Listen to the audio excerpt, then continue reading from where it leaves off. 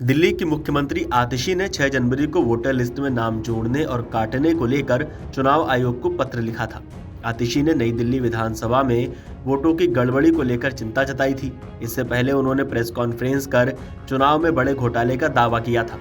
उन्होंने कहा था कि वोटर लिस्ट में घोटाला हो रहा है, नई दिल्ली विधानसभा सीट पर बड़ा खेल हो रहा है, गलत तरीके से वोट काटने की साजिश भी हो रही है। इसके बाद 7 जनवरी को चुनाव आयुक्त ने कहा कि कुछ चिंताएं राजनीतिक दलों द्वारा उठाई गई थीं। कहा गया कि मतदाता सूची में गलत तरीके से नाम जोड़े और हटाए गए हैं। ये भी कहा गया कि कुछ समूहों को निशाना बनाया जा रहा है और उनके नाम हटाए जा रहे हैं। ईवीएम के बारे में जवाब देने के बाद भी ये कहा गया कि ईवीएम में हेरफेर किया जा सकता है। देश में 99 करोड़ से ज्यादा मतदाता है।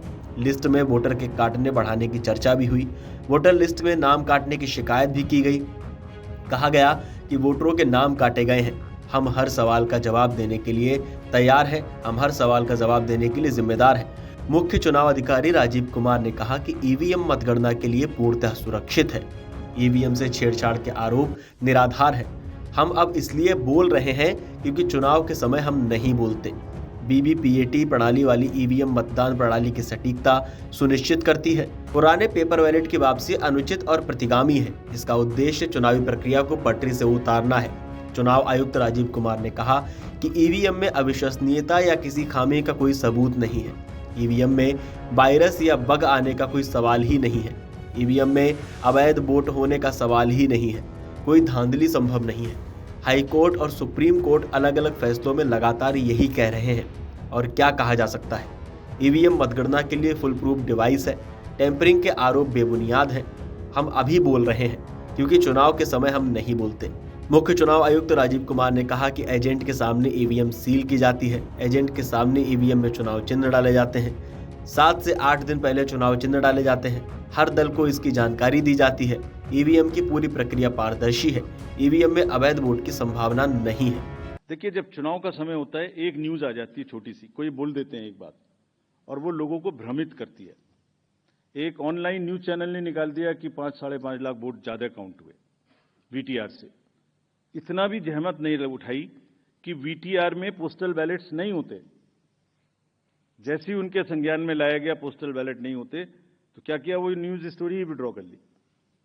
लेकिन जो डैमेज होना था वो तो हो गया। सब में हल्ला हो गया कि 5.5 लाख वोट ज्यादा गिने गए। क्यों होता है ऐसा, ये भी मैं बताता हूं आज। इसका स्टैंडर्ड प्रोटोकॉल है।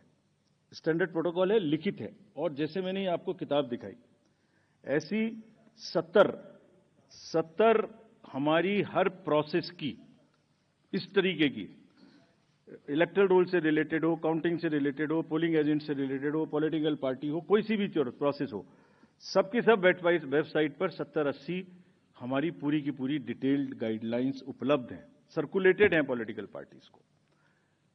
तो अगर किसी मशीन को ऑन नहीं हुई, किसी मशीन में मिसमैच, किसी मशीन के ऑन होने में गलत हो गया, या मॉक पोल का डाटा नहीं हटाया गया, कि 10.5 लाख में से 1, 2, 3, 4 जगह ऐसा हो सकता है, उस मशीन को एक तरफ रख लिया जाता है।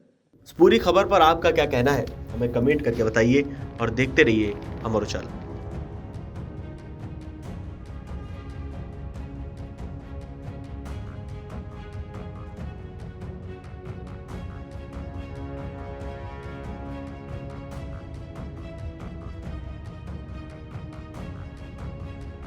अमर उजाला जीवांजलि के सारथी की मदद लें और महाकुंभ में स्नान जरूर करें।